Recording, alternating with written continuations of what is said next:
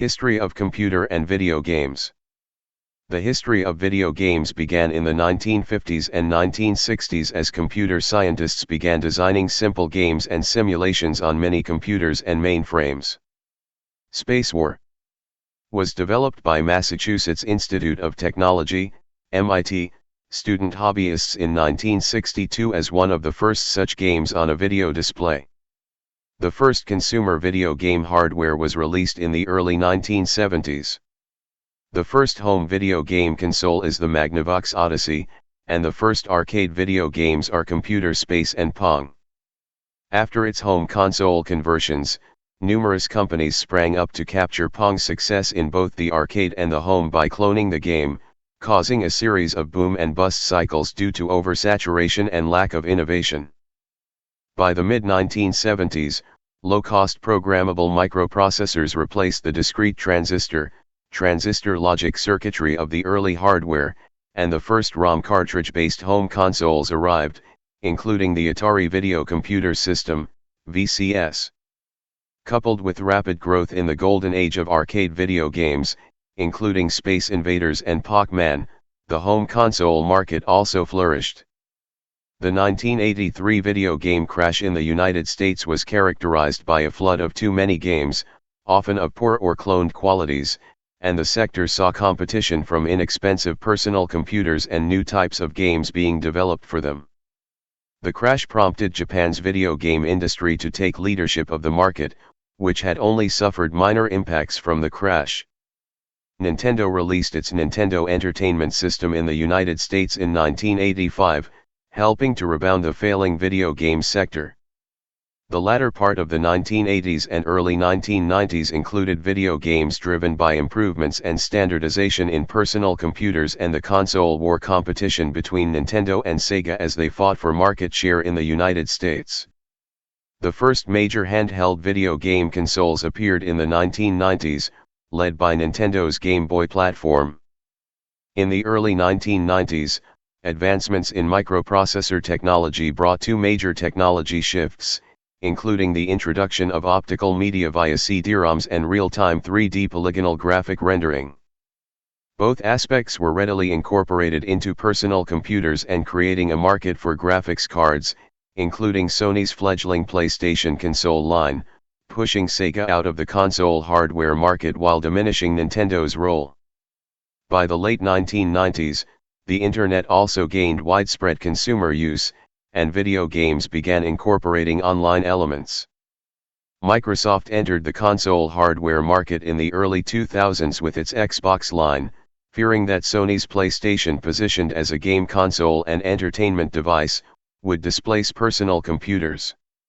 While Sony and Microsoft continued to develop the hardware of comparable top-end console features, Nintendo opted to focus on innovative gameplay.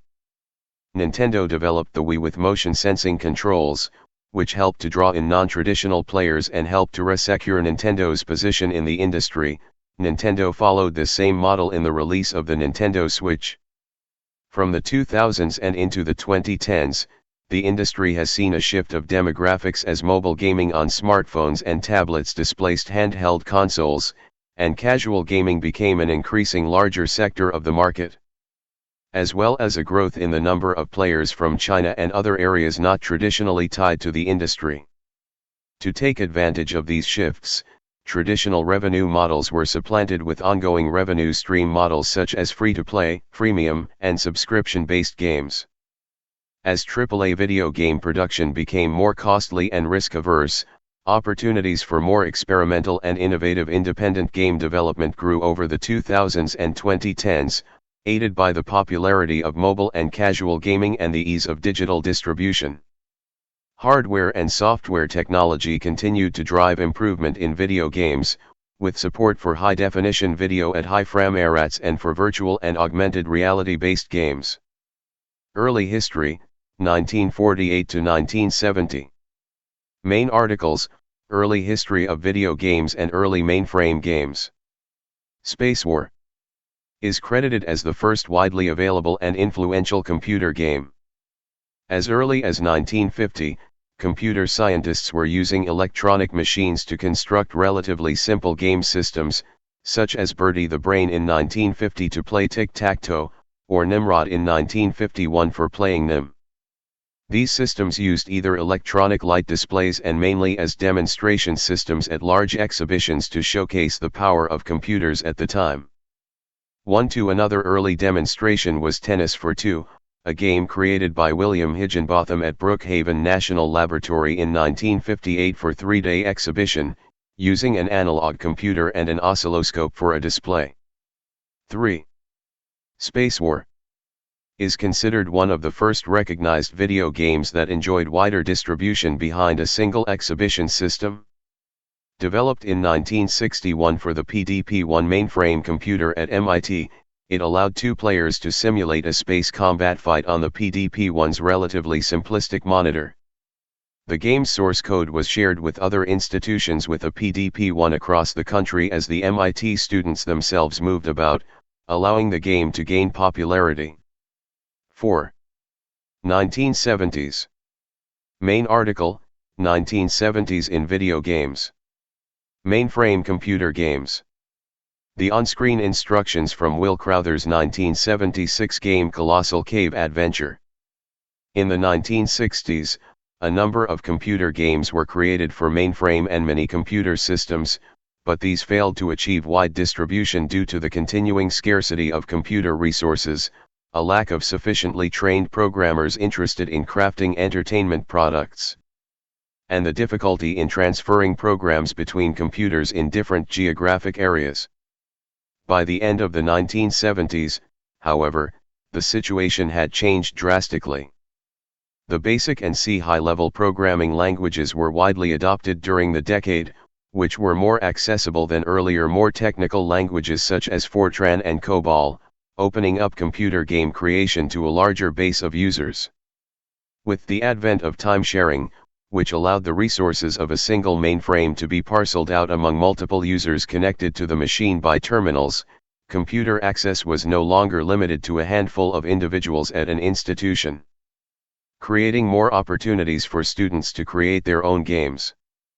Furthermore, the widespread adoption of the PDP-10, released by Digital Equipment Corporation, DEC, in 1966, and the Portable Unix operating system, developed at Bell Labs in 1971 and released generally in 1973, created common programming environments across the country that reduced the difficulty of sharing programs between institutions.